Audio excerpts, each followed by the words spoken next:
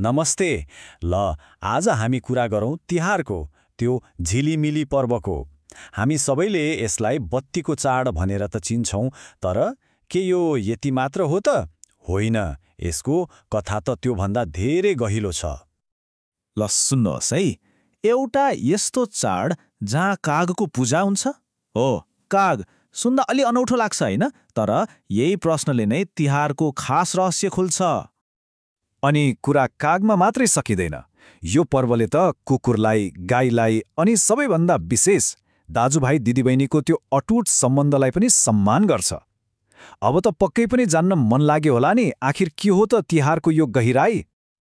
हो, त्यसैले त तिहार भनेको खालि बत्ती बाल्ने पर्व मात्रै होइन।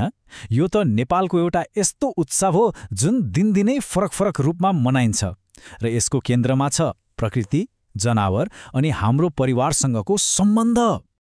एउटा कुरा प्रश्न पारौँ है, धेरैले तिहार र दीपावलीलाई एउटै मान्छन्, तर त्यहाँ केही फरक छ।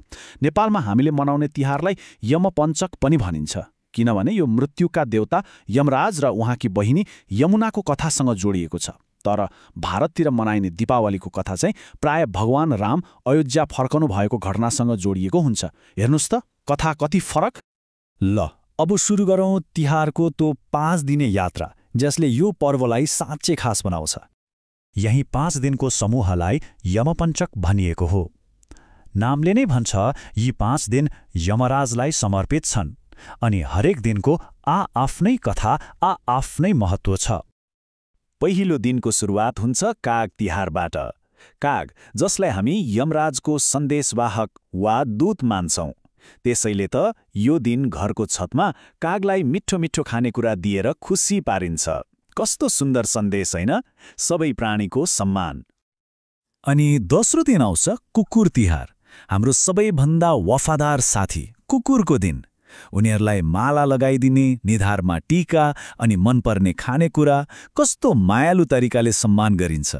साँच्चै यो मानिस र जनावर बीचको सम्बन्धको सबैभन्दा सुन्दर उत्सव हो। अनि तपाईलाई थाहा छ, यो कुकुर तिहार त यति चर्चित छ कि संसारभरि मान्छेहरूले यसलाई नेपालको कुकुर पर्व भनेर चिन्छन्।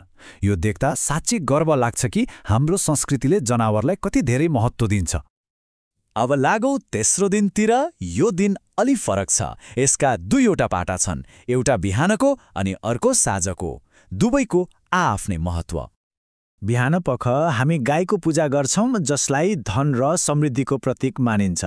अनि जब साँझ पर्छ, आहा, घर आँगन रङ्गोली र झिलिमिली दियोले उज्यालो हुन्छ। यो सबै किन? किनभने यही उज्यालो देखेर धनकी देवी लक्ष्मी हाम्रो घरमा प्रवेश गर्नुहुन्छ भन्ने विश्वास छ। ल चौथो दिन त झनै विशेष छ। यो दिन एउटा मात्र होइन, एकै दिनमा 3-3वटा फरक फरक उत्सव मनाइन्छ। हो, 3वटा। पहिलो गोरु तिहार, जहाँ खेतबारीमा सघाउने गोरुको सम्मान हुन्छ। दोस्रो गोवर्धन पूजा, जहाँ प्रकृतिको पूजा गरिन्छ। अनि तेस्रो महपूजा, जुन विशेष गरी नेवार समुदायले मनाउनुहुन्छ।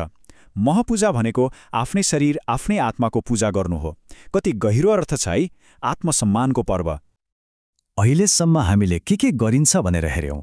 अब अलिकति गहिराईमा डुबौँ है त। यी सबै पूजाआजा पछाडिको अर्थ के हो?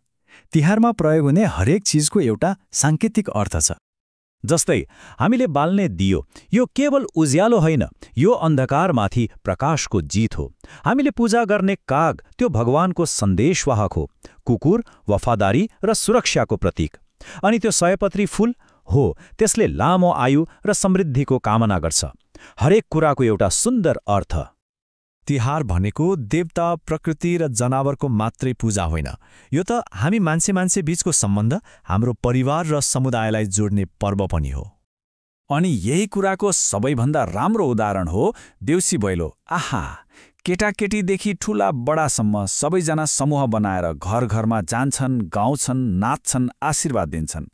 अनि घरबेटीले पनि खुसी भएर दक्षिणा र खानेकुरा दिनुहुन्छ। यसले समुदायमा कति धेरै रमाइलो र सद्भाव ल्याउँछ। ल अब हामी आइपुग्यौं तिहारको अन्तिम दिनमा। यो दिन यो पुरै उत्सवको सबैभन्दा भावनात्मक र भव्य समापन हो। यो दिन हो भाइ टीका, त्यही यमराज र यमुनाको कथामा आधारित। यो दिन दिदीबहिनीले आफ्नो दाजुभाइको निधारमा सप्तरङ्गी टीका लगाइदिन्छन्, लामो आयु र प्रगतिको कामना गर्दै। यो केवल टीका होइन, यो त दाजुभाइ दिदीबहिनी बीचको माया, सुरक्षा र अटुट विश्वासको वाचा हो। त्यसो भए यो 5 दिनको यात्रामा हामीले के देख्यौँ? हामीले देख्यौँ देवताको सम्मान, प्रकृतिको पूजा, जनावरप्रतिको माया, परिवारको महत्त्व अनि समुदायको एकता। यी 5 कुरा मिलेर नै तिहार बनेको छ। त्यसैले त भनिन्छ तिहार भनेको घरमा दियो बाल्नु मात्र होइन, वास्तवमा त यो हाम्रो मनभित्र प्रेम, सम्मान र दयाको दियो बाल्ने पर्व हो। र अन्तमा एउटा प्रश्न, देवतादेखि जनावर अनि मानिससम्म सबैसँगको सम्बन्धलाई सम्मान गर्न सिकाउने यो पर्वबाट हामीले आफ्नो जीवनमा के सिक्न सक्छौँ होला? सायद यही प्रश्नको जवाफले नै तिहारको साँचो अर्थलाई सधैँभरि जीवित राख्छ।